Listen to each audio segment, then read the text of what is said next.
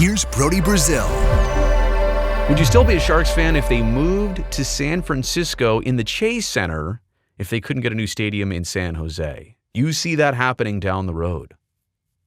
That is interesting. Now, I'm assuming that you're predicting that because of some land battle with the city of San Jose, county of Santa Clara. Like, I want to state this from the very beginning of my reaction to that. I don't think the Sharks have any desire to move anywhere outside of their current building. I think they love what they've done there. They love the energy that the building has always provided. And I know in recent years, the team struggles and everything else in the world have not made it what it has always been. And honestly, what I know it will get back to being very soon. But they love its location. They love its size. They love its ability to, have concerts and other events, as well as facilitate the hockey team. Like, that building is so perfect. You get into a forever home type situation. Honestly, if you're the San Francisco Giants, where their stadium is located, like, they'll never move. In my lifetime, I guarantee they will never move or want to build anywhere else. They'll fix up Oracle Park. They'll keep improving on it. But that location is like home run, literally, baseball analogy. And I also feel the same way for the Warriors. Now, granted, they're not in the exotic arena that they initially envisioned for San Francisco. You remember they wanted to be out on the bay, like on an actual piers where they were going to build their arena initially. It's very difficult to do.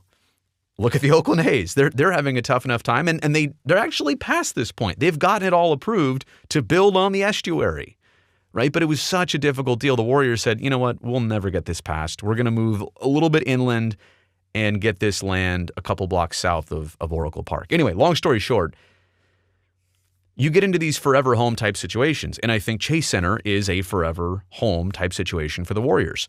I think SAP Center is a forever home type situation for the San Jose Sharks. That's another aspect of all this. They've only ever been San Jose. I know what you're going to say. What about the first 2 years of the Cow Palace? That had to be that way because there was really nowhere else in the Bay Area that they could have their own spot that already existed. I mean, you think about late 80s, early 90s, there was the Coliseum Arena, which the Warriors used, and I don't know at that point if it could even make ice or if it was like the Sharks needed the Cow. I can't believe I'm saying this. The Sharks needed the Cow Palace. They needed it to be their launching pad. Just the Cow Palace. Sorry, I'm getting. Can you smell that? That's the Cow Palace smell. Somebody the other day, I said, have you ever been there? A hockey person I was talking to. They said no, and I was like, just go there someday, stop by, walk in, and envision a hockey game there. Like, it just. But it was cool, right? It was different. It was where they launched. But they needed that to buy themselves time to go build the tank, San Jose Arena, Compaq Center, HP Pavilion, all the different names it's been over the years. I don't think the Sharks want to move. They don't want to move away from their home. They don't want to move away from their name. Like, they have largely claimed Santa Clara County, Silicon Valley, the South Bay, like whatever you want to call the entire 408-831 area code region. And honestly, and fans come down from the East Bay, fans come down from the peninsula. I always give a ton of credit to fans who come all the way from Marin County to go to Sharks games. That's a haul. It's a long drive, but they do, and I love it. So to the point here, I only see them leaving San Jose if it were a last case scenario, like a worst case scenario. If somebody forced them out, literally somehow like evicted them. And I don't want to speak for too many people. I don't even know what the possibilities are. I'm not saying anything is impossible here. Okay. So I want to make that clear. But I see what you see too. Like, if I'm Chase Center and I know that they need a place to play, and maybe even if it's on a temporary basis, if like, look at the Coyotes in Glendale. That got really messy really fast, but that was, from what I understand, a city of Glendale who was like, we've had enough. And a hockey team and the way it's been operated who may not have been as timely on their payments and organized as they should be. Look, it's possible. These things happen. Am I predicting this? No, but to your point, like, I don't see that being entirely impossible. I'm not saying it's impossible, but I am saying it's probably not likely. But yeah, I think Chase Center would look at the Sharks and say, well, come on over. Now, I am not certain if currently they have the ability to make ice, maintain ice. That's a big deal for anywhere you go.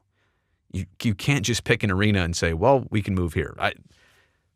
A hockey rink needs a ton of infrastructure that if it doesn't exist, you really can't just slap that in overnight or on a whim. Like, that is a major construction project. So I'm actually not sure. Do they do ice events at Chase Center? Can they even facilitate that?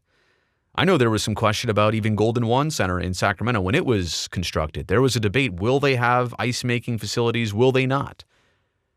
So, look, I see that as the only turnkey place, well, that they could move. Well, I know Oakland's got an empty arena up the road, but I think Chase Center would be the more lucrative push, and I think they would make a bigger play for it.